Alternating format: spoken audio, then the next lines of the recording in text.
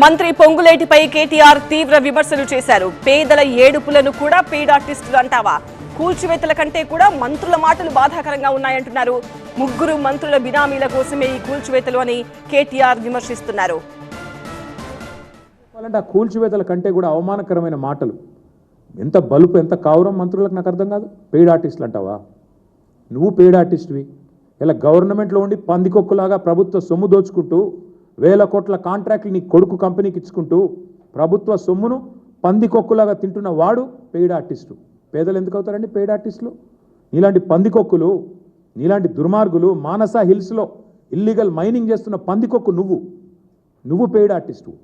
సిగ్గు శరం లజ్జ ఉంటే కాళ్ళు మొక్కి క్షమాపణ చెప్పి వాళ్ళకి ఇండ్లు కట్టించి అప్పుడు మాట్లాడు. ఇండ్లు కూలగొట్టడమే కాకుండా, చేసిన దివాలా కోర్పని చేయడమే కాకుండా, వెనకాల రియల్ ఎస్టేట్ మాఫియాని ప్రోత్సహించడమే కాకుండా వెధవ పని చేసి మళ్ళీ ఇంకా వెధవ మాటలు మాట్లాడుతూ ఉన్నారు. ఇంకా ఘోరం ఏంటంటే, బాధాకరమైన విషయం, అసలు ఒక ఆయనేమో హైదరాబాద్లో ఏసీ రూమ్లో ఇక్కడ కూర్చొని డైలాగులు కొడతాడు. ఇంకొక ఆయన దుబాయ్లో ఉండి వీళ్ళంతా కూడా ల్యాండ్ మాఫియా అంటాడు. ఎవడు ల్యాండ్ మాఫియా? తీసుకొస్తారా పేపర్లు? మీ దగ్గర ఉన్నాయా పట్టాలు? ఎవరిది ల్యాండ్ మాఫియా? ఇలా మీరు ప్రభుత్వంలో ఉన్నారు కాబట్టి ఇష్టారాజ్యం అనుకుంటున్నారా? దీని మీద ఖచ్చితంగా మా ప్రభుత్వం వచ్చిన తర్వాత సమగ్ర విచారణ జరిపిస్తాం, వదిలిపెట్టం.